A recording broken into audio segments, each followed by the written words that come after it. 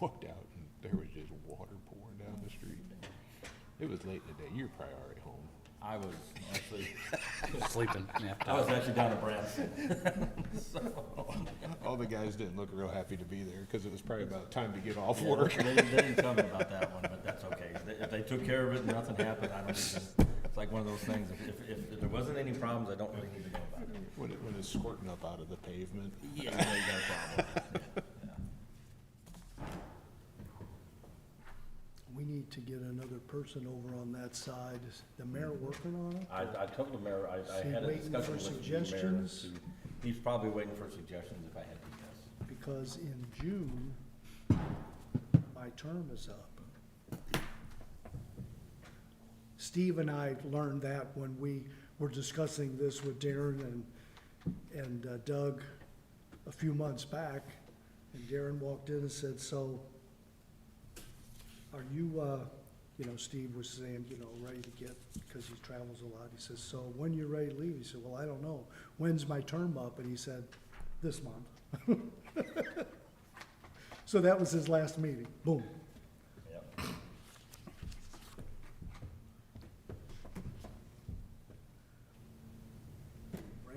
Brad's the most senior person on this board, Excuse me. Probably. Yep. I believe. Yeah.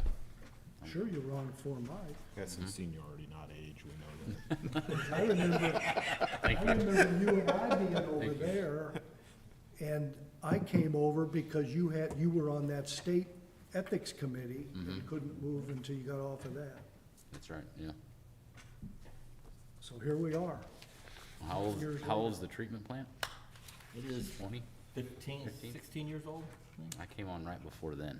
2008 is when we broke Around there. ground, and 9 is when we completed it.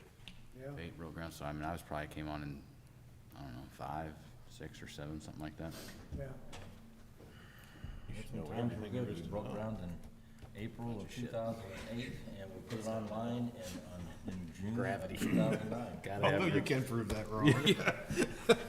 You ready, Teresa? Yes. You're the navigator, I just run the controls. Let's call this meeting to order, City of Washington Board of Public Works, Tuesday, October 28th, 7:30 a.m. Roll call, please. John Bittmer, Here? Brad Mitchell, Here. Mike Radetick, Steve Struber, Here. Al Bar, Joe Holtmeyer, Here. Austin Horskamp, Ready for the pledge? I pledge Pledge allegiance allegiance to the flag of of the United States of America and to the republic for which it stands, one nation, under God, indivisible, and liberty and justice for all. All right. Thank you all for joining us. Everybody get the minutes, have a chance to read the minutes. Questions, comments, additions, deletions, motion? So moved. Second. Moved and seconded, all in favor? Aye. Opposed? Minutes approved, thank you. It's always, priority items is blank until we ask Kevin what's going on, and then he usually fills in the blank. Well, the priority items are still blank. Oh, good, Good. all right. All right.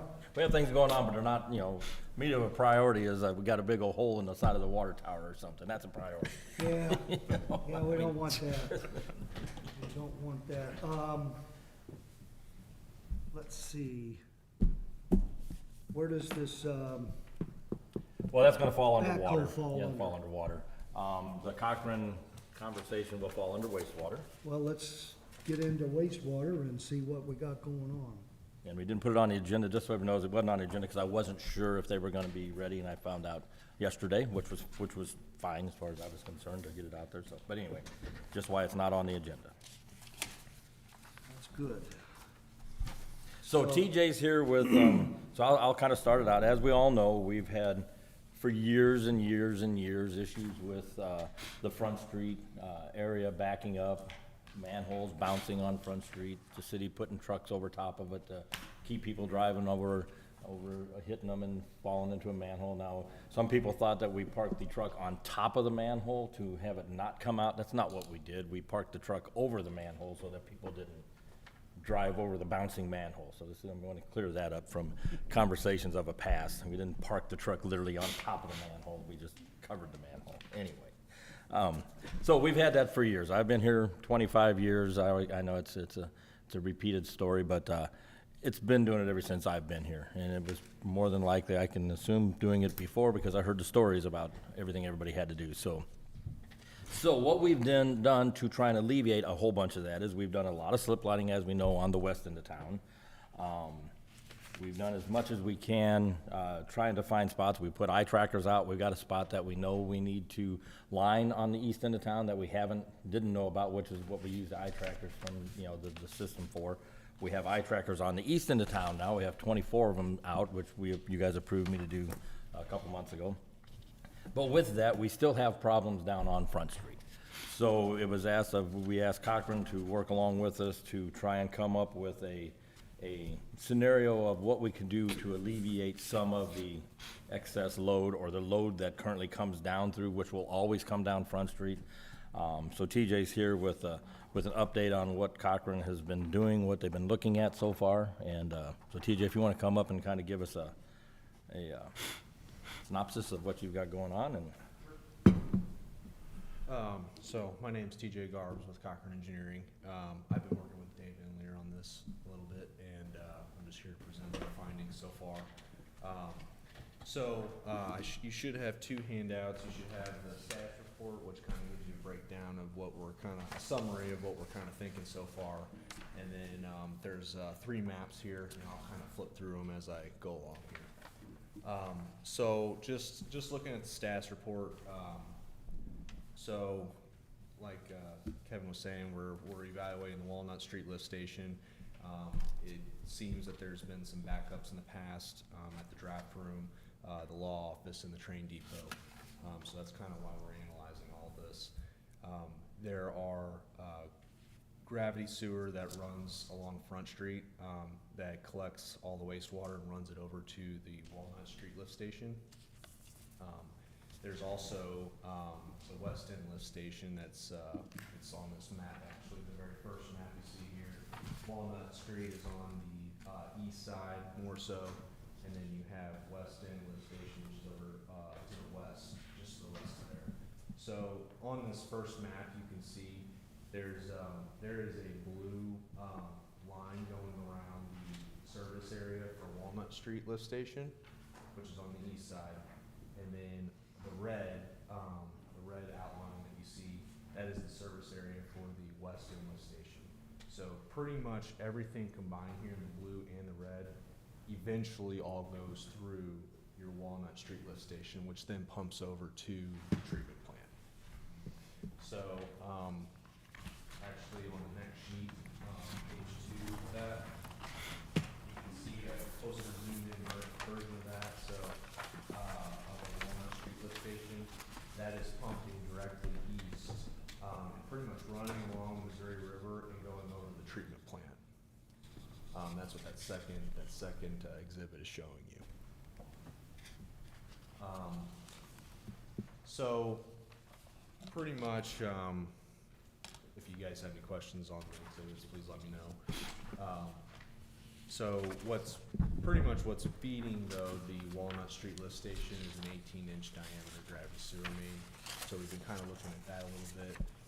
We do have flow data that Kevin has provided us with the SCADA system and everything, so we kind of know, we have a background on what is occurring at the Walnut Street lift station during like a high rain event, so we're evaluating that. And pretty much what the Walnut Street lift station consists of is it's a 37-foot deep, 23-foot diameter wet well, dry well. There's 3 pumps in there. There's 2 60 horsepower pumps, which are for like day-to-day flows, and then there's a larger 185 horsepower pump that pumps during wet weather. And currently what we think is happening And we're still evaluating some of these scenarios, but what we think is happening is that pump just isn't pumping enough water, is more or less what's happening, that large 185 horsepower pump. It pumps whenever it's really, when the water's pretty much, when the water gets to a certain point in the wet well, that larger pump kicks on, and it pumps about 2,800 gallons a Yeah, minute, yeah, give or take, through a 14-inch diameter force main that goes over the treatment plant. That there's about 12,000 feet of that force main that runs over. What we think is happening is that pump just probably isn't large enough to keep up for the demand that's, the flows that are going to that one spot during a high rain event. So we've come up with, we've done some hydraulic modeling, and we've come up with some alternatives that we think will be, these aren't technically what we're recommending as of yet, but these are just alternatives that we're reviewing. So we're looking at upsizing the force main. So right now it's a 14-inch.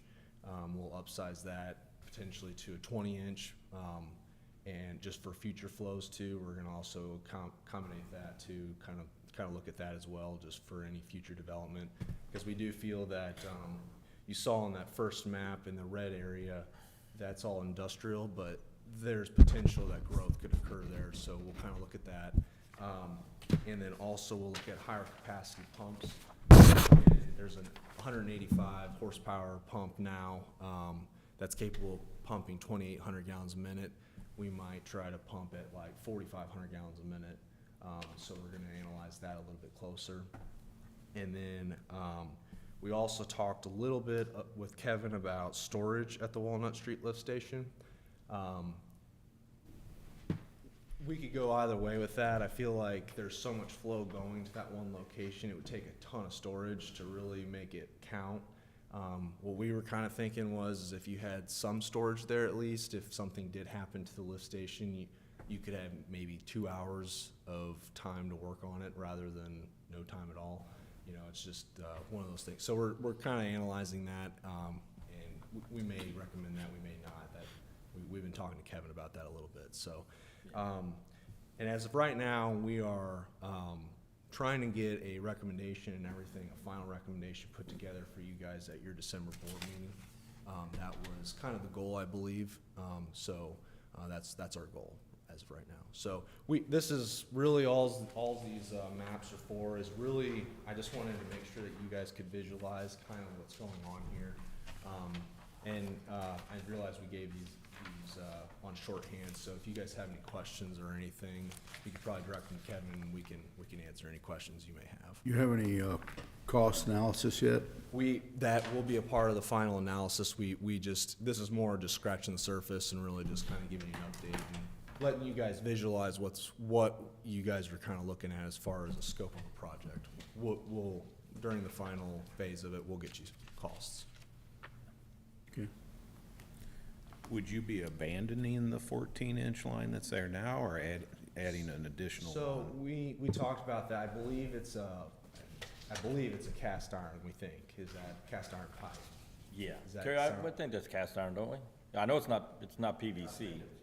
Yeah. And it was built back in the '60s. So Well, you gotta think if we try to incorporate the 14-inch into the 20, into a new one, you've always got choke points at some point, connecting or disconnecting it. We don't know how much buildup is actually in the pipe from the years of service, because it will build up on the inside of the pipe, so we may now only have a 12-inch pipe in certain areas, because we wouldn't know that unless you could televise and examine it. So for me, I think it would be just the best to place the 20-inch parallel to the 14-inch, and at the time when it's all put in, then you go and just disconnect. You leave everything running, and you just pick however long and disconnect the one end and connect, do that. Because we still we'll have to get underneath the railroad tracks yet too. So that's a whole nother thing that we got to deal with. We currently have the line underneath the railroad tracks. I don't remember how big the line is underneath the railroad tracks, so I'm looking in my treatment plant plans to see if they mentioned that anywhere through the demolition and installation, all that stuff. But there's a lot there. But for me, having seen how things operate, when you try to attach old and new together, it always seems to come up with a problem somewhere. And usually what happens is the 14-inch doesn't get used enough, and then it builds up a lot of buildup in it. The next time we think it's working, it's not working. It just becomes it's. Typical practice would be to retire it. and- Sure, and sure. Install something new, I would say. So that's pretty much my summary. I just wanted to really just give you guys an update and kind of let you guys, and I wanted to give you guys these maps so you guys can digest this, so when we do present our final findings, you have a better idea, a better understanding, a better feel for what we're after here, so. And the maps work good because I always say, well, we're from Fifth Street to Madison to, the maps kind of puts that all into perspective when we're having a discussion about the areas. Yeah, this is very helpful. Yes, yes. One thing too is, and I'm not really sure where if the city's done anything with I-9 that could be a potential source too. We could look at that too, if you guys wanted us. Yeah, we're running that right now. We installed them last month. It'll be a 90-day run.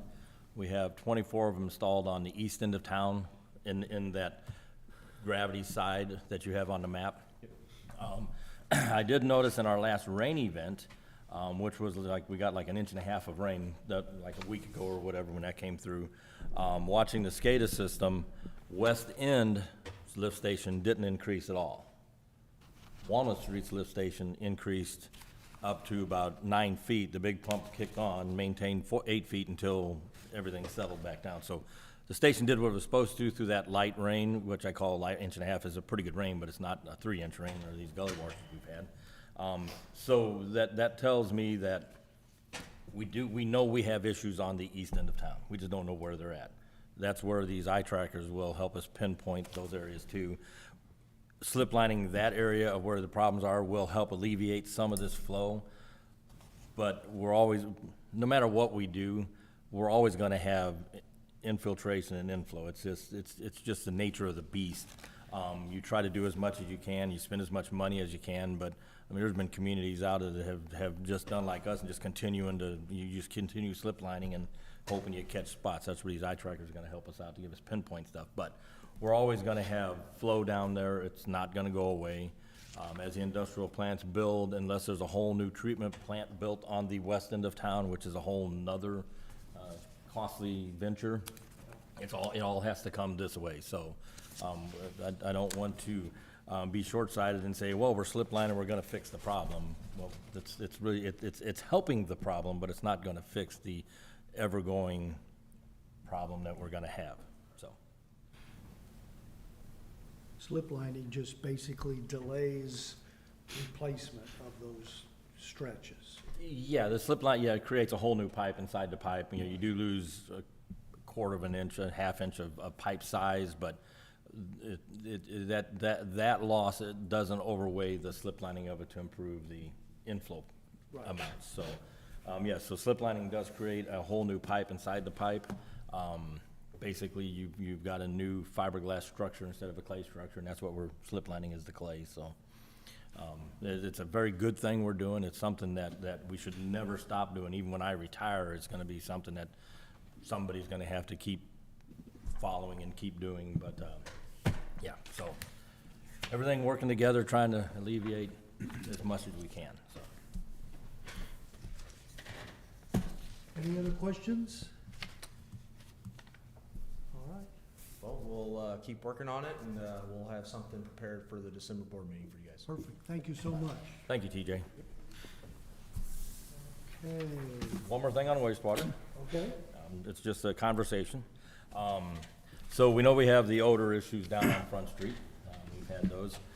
We bought some deodorizer blocks, cherry deodorizer blocks. We put them in. That didn't seem to work. They're still in there. Didn't really change anything. So what we did was we changed the way we're pumping down at West End to see if that helps. So the way we operated the system down at West End, the pumps that are in there, we always kept sewage above the pumps, above the motors to keep them cool. Flights are tough pumps, so that's why we're trying it this way. So 2 weeks ago, we changed the pumping scheme from keeping 4 to 5 foot of water in the wet well over the pumps to now we're just straight flow through at the station. So sewage comes into the plant, it goes out the plant, out the station. So we're not retaining anything. We think what could have been happening, at least I think, and I've talked to the guys about it, but what might have been happening, because when I started the pumps that way, I smelled a really big surge of sewage when it pumped down. Keeping the wet well at that level was creating a backup in the sewer line coming from the landfill and the industrial park. Not that it was causing a problem, it just really became kind of retention. And I think what was happening was some of that sewage was becoming septic because it was kind of just staying in there long enough, and it would work its way to the station. Then it would get pumped through and then aspirate out down on Front Street. That's why we had occasional, well, I smelled it today, but I didn't smell it yesterday, and I smelled it, it wasn't just a continuous ongoing, so I think it was burping, yes, as it was coming through. So now with pumping that way, we're not holding anything back, and we're just pumping it straight through. It's been 2 weeks. I haven't heard anybody say they've smelled anything. Whenever I'm down there, I drive down there with my windows down, slow as I can to see if I smell anything. I haven't smelled anything.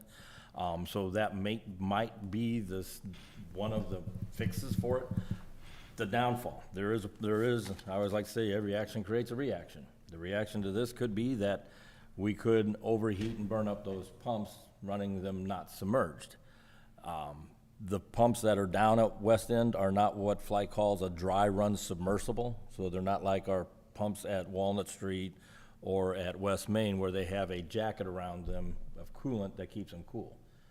If this does work for the odor, replacing those pumps with dry run submersibles would be the cheapest route that we could go to alleviate the odor, because trying to add anything to it is costly. It doesn't work. It's a mask. It doesn't fix the problem. You just try to cover it. So anyway, so we're trying that out. It's been running now. This will start the third week. Haven't had any problems. The pumps haven't overheated. So we'll just have to see. We're running and seeing. But there's a chance that side of it, that could happen to those pumps, and we may have to address that. But We'll find, it's a good I'll give you a heads up on experiment, what's going yeah. on, so that if I come to you and say, oh, by the way, the pumps at West End burn up and we have to replace them with these pumps, that's the reason why, is if that would happen. All right. So, anyway, just want to give you a heads up on that. Kind of what we're doing to try and alleviate the odor. We always work on it. We've never stopped working on the odor. We continue to work on the odor, so that's just one avenue we're going down and Well, when we did that, so.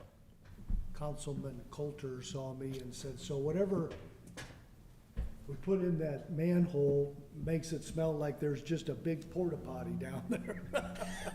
And that's exactly what it does. That's Big porta potty on Front Street. so we may pull them porta potty discs out.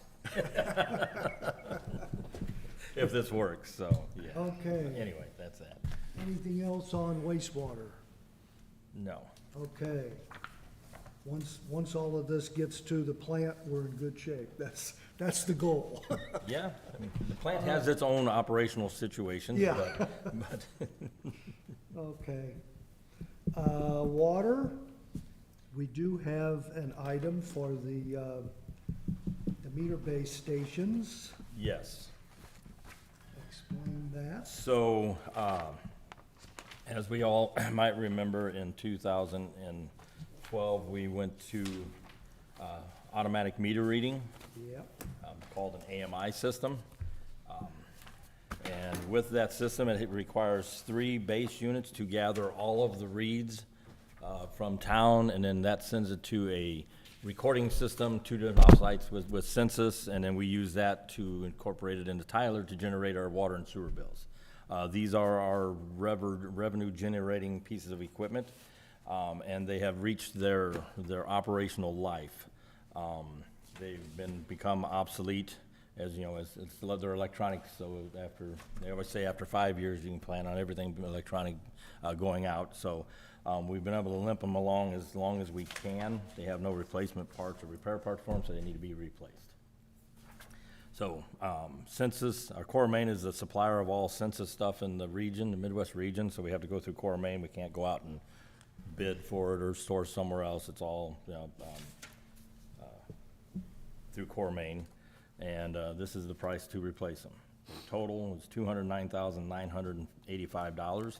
If we don't replace them, we're going to stop getting reads, which then would mean that we're either gonna start estimating everybody like we used to do in the old days, or we're gonna have to hire meter readers to go to every house and read meters again. So these new, base stations are compatible with all the units? Yes, yes, everything's compatible, and this will be a complete changeover, so everything from the antenna to the top, wiring down to the unit that we're moving inside the buildings, because they were outside buildings, and we found that replacing an air conditioner in an outside unit was anywhere from $4,500 to $7,200 for an air conditioning unit for those. So we're moving them inside our buildings where they're at, so that's a plus in itself, but anyway. So yeah, this will be a complete rebuild of the system with all current up-to-date equipment. That's not going to anybody's home, that's just, No, that's just just your base yeah, station. just the stations that read all the meters that we use to, Okay. gather It's reads. like upgrading your computer. Just a whole lot more. How old is the original ones? We put those- 2012. When we installed. Well, they work pretty good for a while. All right, So moved. Second. moved and seconded to pass this on for approval. All in favor? Aye. Aye. Opposed? All right. One note, was that, I assume that was budgeted? Yes, that's budgeted, yes. We'll send that on to council for approval. And we're below the budgeted amount, if you look Yes. at that, so that's a good thing. Yes. That's quite a bit under the budget. Mm-hmm. So we can use that to buy a backhoe. Well, Is that the next that item? is the next item. That was not on the agenda because we got our last bid last night at what time, Carrie? 4 o'clock-ish? 4:30, something like that. So this morning I came in real quick and made a little cover letter so we could talk about this. So we've had a 2007 John Deere backhoe doing our digging for us since 2007. It's been a good piece of equipment, however, it's got to the point where it is starting to become costly to operate. The brakes on it have gone out, and it's a minimum of a $14,000 repair just for the brakes. But along with the brakes, we got the hydraulic pump, that's the same age, that could go out at any given time. We've had to replace hoses on it numerous times. We've got pivot point pins that are to the point where they're going to have to be replaced. So we've opted to pass that on to somebody through Purple Wave and replace it this year with a mini excavator. Is there any way we could keep that backhoe and, as a backup? Well, we're gonna keep the street department's cat as a backup. So there's no sense having two of them Okay. sitting. I didn't know they had one. Could we do it? Sure, we could do it, but if we did it, the very first thing we'd have to do would be to spend at least $14,000 on getting the brakes, because now you go about 10 feet and it locks up. There's a whole scenario of everything that's wrong with it, but it's a lot. So the way I look at these equipment is, if that being a major thing that you have to have, if it's going out, it's just a matter of time before things start progressively going out with it. Transmission, because it's a hydrostatic transmission, hydraulic pump, you can just figure that when something major like that starts happening, it's about time for other things to start happening too. Yeah, if you let it sit, it'll get worse. Yeah, so anyway, so rather than buying a new backhoe, which the backhoes are great, I've worked on them when I was younger, operated when I was younger, but everything's transitioning to a mini excavator. We at times try to borrow the street departments or the parks department's minis to do work rather than, using the backhoe, because if we're in a street, a lot of times we can dig and swing and dump rather than parking a dump truck next to a backhoe, taking up 3/4 of the road. We could just take up half the road. There's a lot of scenarios for it. Sure. But we did have to go with the biggest backhoe, mini excavator they make. So I didn't want to go buy a Traco. You don't need that, but we need the biggest mini, so. I went out for bids. We got bid from Bobcat, Fabic, and from Kubota. And as you can see in my letter, Bobcat came in the lowest with the $136,406 price. To us, Bobcats, we've had Bobcats before. The street departments is a Bobcat, the Parks Department's a Bobcat. Parks Department has a lot of accessories for the Bobcats, so if we get a Bobcat, we could incorporate using some of that equipment if we needed to, rather than getting an adapter or whatever we'd have to do to convert it over to another one. So there's no reason for me to say that Bobcat's not in the best interest of the city to buy, so. Okay. This is a budgeted item. We put it in the budget for this budget year. So our backhoe's been sitting, we've been borrowing the street department, so we need to get it replaced so that we can, Is it right on budget or? it's actually a little lower than budget. We budgeted 150 and it's coming in at 136, so. Good deal. Yep. So moved. Second. Moved and seconded to approve a Bobcat for 136-406-09 to the council for approval. All in favor? Aye. Aye. Opposed? Okay, we will send that on One more thing for for water. Joe and the gang to approve. Yeah, we just spend money all the time. We are a business. It costs to operate, I unfortunately. know. You do a good job. We try. One more thing on water, and then that should be the last thing, I hope, unless I come up with something else. I don't know if anybody's noticed or not, but there is paint peeling off of our Clay Street water tower and our Enduro water tower. Yeah, what'd you find out? Anything? Yeah, well, no, yes and no. Yes and no? Tanimi came in, that's the paint supplier, they've been really upfront and really working hard on trying to figure out the problem. They brought their tech team out, they pulled a whole bunch of paint off the tank, they went back to took it back to their chemists, try and see if they could come up with a reason why the paint's peeling. They can't. There's just nothing they're coming up with says the paint should be peeling on both tanks, on the same side of the tanks, the same way. It's just, their comment to me was they have never seen this before. So with that. Of course. They're standing behind their paint, and they are going to be, replacing the paint on the tanks. So it won't cost the city anything. However, they do want to, try using their newest, design paint that they've come up with on our tanks.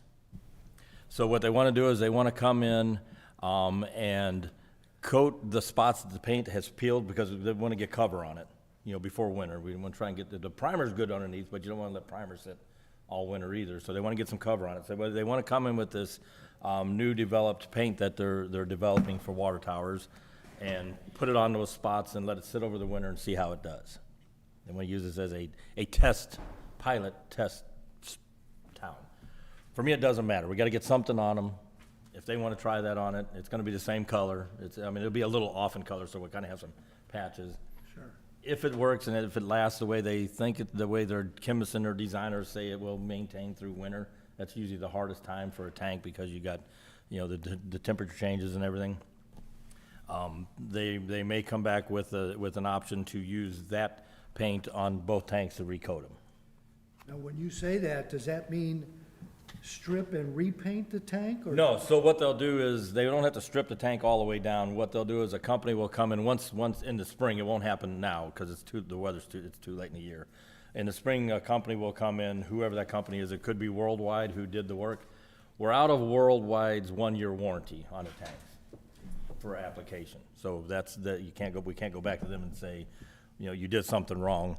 And Tanimi's comment to that also is, and I don't think they're sticking up for Worldwide, but it just makes sense.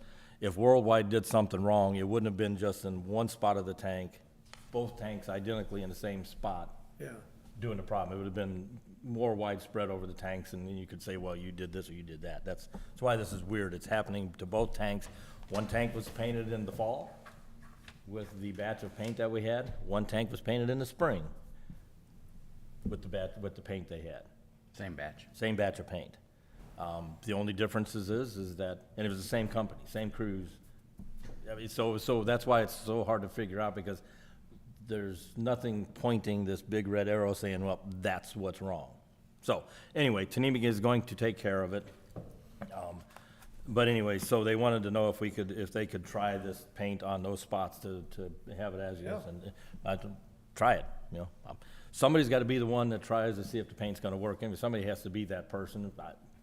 For us, it doesn't matter to me. If it works, it works. If it doesn't work, they're just gonna use something else, so. So is there a suspicion that this is going to spread? No, from looking at it, you can kind of see when you peel it, you can peel to a point and then it stops peeling. Really? Yeah, yeah. So it's all on the kind of the southwest side of the tanks. Clay, Enduro's a little bit bigger around, but most of it's on the south side of the tanks. It's weird.